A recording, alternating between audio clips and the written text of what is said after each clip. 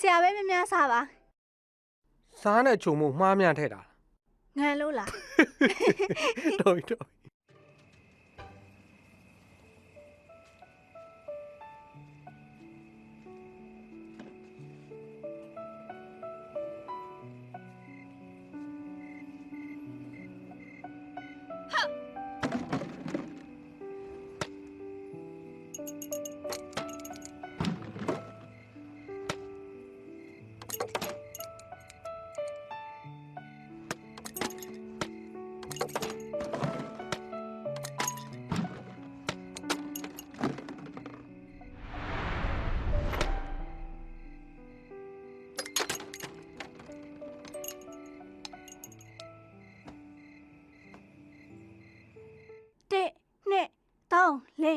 လေးနှစ်သုံးလေး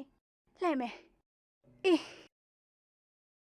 သုံးနှစ်သုံးလေးနှစ်သုံးလေးရှောင်းဆရာကအရင်ကတည်းကဒီနေ့ထမင်းအများကြီးပို့စားတယ်ငါချက်တဲ့ငါရင်ကအရင်ကောင်းလို့ဖြစ်ရမယ်ဟုတ်တယ်မလားရှောင်းငါတို့နောက်ဆိုရင်အစားအများကြီးစားပြီးတော့ခန္ဓာကိုယ်ကြက်ခံအောင်လုပ်ရမယ်တခြားကောင်မလေးလိုဝိတ်ချဖို့ပဲငါတို့တွေးနေလို့မဖြစ်ဘူး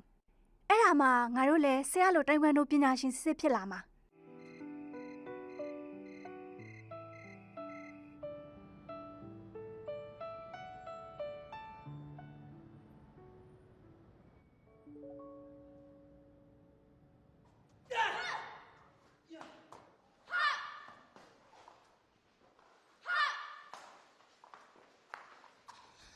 ဆရာအသက်ရောက်လာတဲ့တင်နန်းသားတစ်တွေနဲ့တင်နန်းသူတစ်တွေကိုသူတို့မိမတွေကပြန်ခေါ်သွားကြပြီဆရာရဲ့မကြခင်မှာတင်နန်းကျောင်းဖိတ်ခေါ်ပြန်ပွဲရစတော့မှာလူတွေလည်းမရှိတော့ဘူး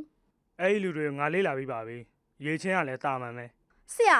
ရွှေရွှန်နန်းကိုဒီကနေပြီးတော့နှင်ထုတ်လိုက်ပါတော့သူတယောက်တည်းအတွက်နဲ့ကျမတို့လည်းခေါင်းမပေါ်နိုင်တော့ဘူးဟုတ်တယ်ဆရာရဲ့ကျမတို့တင်နန်းကျောင်းကလူတွေကသူများကျောင်းကလူတွေနဲ့ရှင်အများအားခေါင်းကုန်းနေရတယ်နေရာတကာလည်းထင်သေးခံရတယ်အဲ့ဒါတွေကသူ့ကြောင့်မင်းတို့တေချာနားထောင်ကြသူများကိုလက်ညှိုးထိုးပြီးတော့စင်ကြီးတွေမပေးနဲ့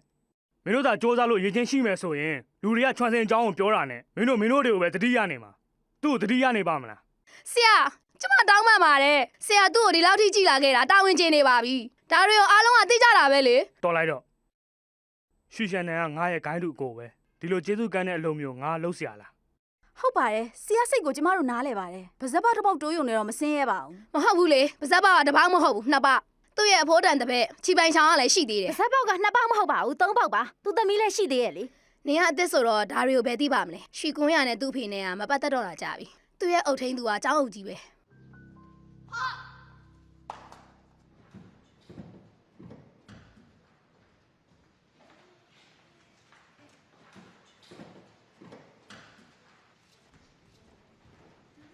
မမတင်နန်းသားဝတ်စုံတို့ဒီမှာပဲပြစ်ထားခဲ့ရင်ရှော်မဲလူရောရှိလို့လားထားလိုက်စမ်းပါအရှုံးသမားရဲ့တပည့်သိမ့်နေမယ်ဘာလဲချိပိုင်ချောင်ပြောရလားအဲ့ဆို तू ကဒီမှာတူတူဘာလို့မလေးကျင်တာလဲ तू ကအဲ့လောက်လည်းအဆင်မရှိဘူးလေ तू ကတင်တန်းကျောင်းမှာနေပြီးတော့အလကားကတ်စားနေတာနေတိုင်းသူ့ဆီယနာကိုလိုက်ပြီးတော့တောက်တုံမရကြီးလောရတာပေါ့ဟာဟုတ်တယ်နော်ကွမ်းရလာငါတို့ရင်သွားတော့မယ်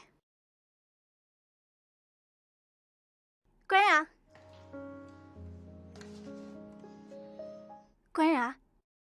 ဒီရက်ပိုင်းအတွင်းဆရာ6လောက်တည်းကတော်တော်ကိုက်နေတယ်နင်အချိန်ရမယ်ဆိုရင်ဆရာစီကိုသွားကြည့်လိုက်ပါဦးသူနဲ့ငါနဲ့ဘာဆိုင်လို့လဲနင်ဘယ်ချိန်ဒီဆရာကိုပြစ်တင်နေအောင်မလဲဘာပဲဖြစ်နင်ကသူ့ရဲ့သမီးလေနင်ဘာမှလာပြောနေစရာမလိုဟိုရင်တော့ဟာချန်ပီယံတယောက်ကို तू မလိမ်ခဲ့ဘူးဆိုလို့ရှိရင်ငါအမေလည်းသိမှာမဟုတ်ဘူးငါတသက်လုံးသူ့ကိုလုံးဝခွင့်မလို့ဘူးချိပိုင်ချာနင်လည်းသူ့နာမှာတိတ်မနေနဲ့အဲ့လိုမှမဟုတ်ရင်တော့နင်လည်းဘယ်တော့မှတိုင်ကွန်ဒိုသမားတယောက်ဖြစ်လာမှာမဟုတ်ဘူးအဲ့ဒါကိုနင်သိရလား